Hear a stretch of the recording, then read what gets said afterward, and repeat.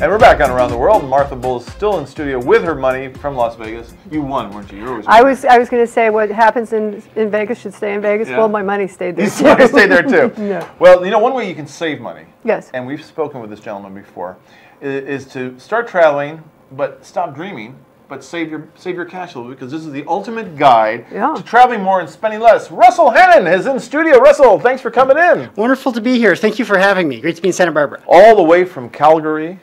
Calgary, Alberta, yes. Wow. And where you're having probably warmer weather than we are here in Southern California right now. Much warmer than usual. And actually in that area, Lake Louise is known to be one of the capitals of the world for proposing, actually. So there's an awful lot of that going on there right now. Were you doing that lately? No. No proposing. You still want to travel cheap, on the cheap, right? It's hard to propose and travel cheap. That's right.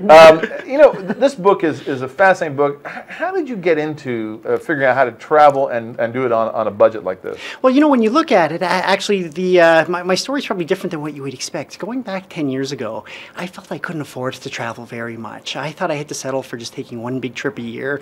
And really, I spent months saving up for that trip and often got back and spent a few more months paying off the balance. And I'll never forget when I came back once to a $2,100 cell phone bill. And I just made the mistake of believing that travel was inherently expensive. But, you know, at the same time, in my day job, I worked as a lean management professional. So my job was to find ways to get better results in less time, using less money. And I said, there's got to be a way that I can use this toward travel, to travel more and spend less. So over time, I had pulled off quite a few very inexpensive trips, and then leveraging different things together, pulled off some free trips. And really, lean is the backbone of what I call ultra-economical travel and a lot of the principles that I teach people. Right. Well, I mean, a lot of our viewers and listeners go traveling, and some spend a fortune. But what do you think financially is the #1 mistake that travelers make when they go out there? Well, you know what? The biggest and most expensive mistake we make, ironically, is the first decision we make when planning our trip. Quite often, it's when and where we decide to go. We want to go to the same places as everyone else at the same time, holidays, long weekends. So what I suggest is actually just make a list of all the top places you want to visit and sort them from those that are least to most expensive to visit today. And the one that's least expensive on that list should be your next vacation. So that way, you're traveling less expensively today, and you're also buying yourself time to find ways to visit those more expensive destinations at a fraction of what it would cost you to go today. And that's where I use lean principles to really teach people how to do that. And it just takes a little bit of time for those principles to work their magic. Okay, I want to know, do you address, I haven't had an opportunity to read this, I always want to make sure I get the best price for an airfare. Like, for example, I'm going to New York in October. Yes. When do I buy? Because, you know, I know that sometimes the tickets go on sale. How do you address that? Okay, well, you know what? There's no one website that'll give you the best price 100% of the time, but there are a few websites that return better prices more often on average than others. They are hipmonk.com. Hipmonk? Yeah, you can download the app. That's on my phone. That's chipmunk without the C. Okay. Skyscanner.com and kayak.com. So what you do is just run your search through those three, cherry pick the best one that you have, but then go book it on a website that offers a best price guarantee. And right now with the strong US dollar, actually, there's a website, flightnetwork.com, has a best price match, but all purchases are in Canadian currency. But you can purchase a flight basically on Delta from Los Angeles to Houston or from Boston to Atlanta, and by paying in Canadian currency, you're saving about 20% right now, plus you're getting a best price guarantee, and they give you an additional credit you can use on a future flight. What is it called again? That is flightnetwork.com. Flight Network, okay. And is this in your book? Yes, that's right. And even better, they have price drop protection. So if the price drops after you pay, they'll refund the difference between what you paid and the price drop. Now, thing is, they won't tell you when the price drops. So you go to airfarewatchdog.com, put in your flight details, and they'll send you an email when the price drops, and then you just contact Flight Network. Wow. So that's very cool. That's how you and use what's that leverage. One again? That's airfarewatchdog.com. Okay. He uses this stuff a lot. He does indeed. Well, that's what's great about this book. You have so many good tips. You know, a lot of people like to travel, but how do you know when the travel bug has actually bitten you? Well, you know what? There's different types of travelers, the different travel types actually, and just tying this a little bit into economical travel is some people feel that they need to gimp to travel economically. So essentially, based on your travel type, I say is whether you're a 5-star traveler, a backpacker, or anywhere in between, because there's all types of travel bugs who want to travel in different ways, is you can travel, if you want to stay in Ritz-Carltons all the time, I can show you how to do that for less than someone down the hall who's also staying at the Ritz. So you don't have to skimp on lifestyle, hitchhike, or stay in dodgy motels. Mind you, you certainly can if you want to save money. But essentially, it's all about traveling how you want for the lowest possible price. And I remember reading somewhere in your book where you stayed at a place, I think, was it in Monaco? Somewhere pretty expensive. You stayed there for just the price of getting the place clean. You know what? How did that work out? Well, you know what? I went there instead of going to Greece because it was a fraction of the cost for me to go to Monaco. And turns out, actually, my mother had taken in a medical student from France who was studying in Canada. And his family, just in thanks, they were saying, basically, we've got a bed and breakfast. If ever you want to stay there during off-season, the place is there for you. So you just have to pay for the cost of cleaning.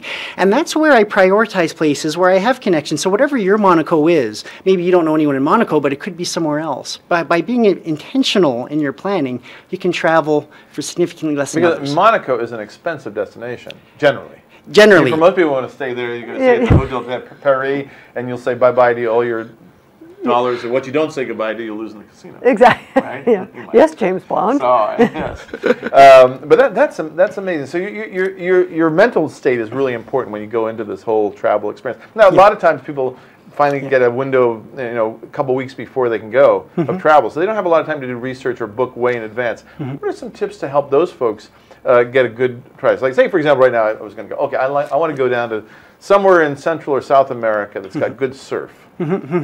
Being wintertime down there is probably bigger. But I don't know where. How would you go about it? Well, you know what? There's 7 factors that play a hand in any travel deals anyone ever had. And one of those factors is flexibility, people who are flexible. So when you say that right off the bat, people come to me and they say, Russ, next month I want to go to Cancun or I want to go to Santa Barbara on these days. How can I save money? And I say, sure, there's things I can do to help to get around roaming fees and check bag fees and get the best possible price today. But we could do so much more if we opened up your options. So some of those places you mentioned, though, considering comparable destinations in low-cost countries, some of those that you mentioned have lower currencies relative to the U.S. dollar. And I think right now, if you're in the U.S., it's one of the best summers in years to travel internationally because of the higher dollar, actually relatively low gas prices. If you want to go on a road trip, this is shaping up to be a relatively inexpensive summer to travel compared to other years. So going back to South America, you think of places like there's Brazil, there's Colombia, which is pretty safe still, Argentina, Chile, any of those jump out at you? Go, oh, that's where you should go. Well, you know what I would do right now is I would look at comparable value. Actually, Costa Rica, particular area. There's an area that's the name. The name isn't coming out to me, but there's a canal that's going to be built soon. It's really going to inflate prices. Just the name. Kind of like the Panama, but different. Yeah. What is the name of the? Police? No, it's not coming to me right now. But essentially, off the beaten path. Stay away from where most of the tourists are going, and you can travel much less expensively. That's always a good idea. Trying to break that travel barrier is expensive. When you came to Santa Barbara, because this is an expensive place to come to.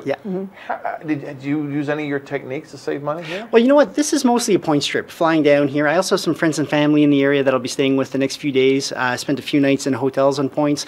But in addition to that, actually, the airline thought they were going to get me with the check bag fees because I didn't have a credit card. They gave me a free check bag fee. So what I did is I actually brought a luggage jacket with me. So I couldn't fit everything in my carry-on. So this luggage jacket, actually, it looks like a bag here, but actually what you do is you actually open it up and it unfolds into an actual jacket. So there's a version for men. It looks like a trench coat. So you can wear this? You can absolutely wear it. You can wear your luggage on board like a turtle. So it unfolds here. And you'll see you can actually put it on. Now, I'm not sure if the camera can catch this, but it's actually a trench coat. And it's got pockets on the outside and the inside. Wow. So it's actually a jacket. I have to think the TSA probably thinks you're walking through with a bomb if you've got all that. Or you're a flasher. Now they've got different versions, actually. They've got some made of denim. There's dresses, so it looks like a big poofy dress for women. So essentially, the luggage jacket, you know what? There's always a way around the system. And that's the key thing for me is something else I say is if a local doesn't have to pay it, there's a way to get around it. And by being creative, you can really get around the Where can you system. get one of these luggage jackets? Jacktogo.com is one company, so JAKTOGO.com, and they'll ship it straight to you. Let me tell you something that happened to friends of ours. Southwest doesn't charge for bags. Yes. But our friends thought that they'd be so clever and put their stuff together. Well, their bag was heavy. They ended up paying $70 each way.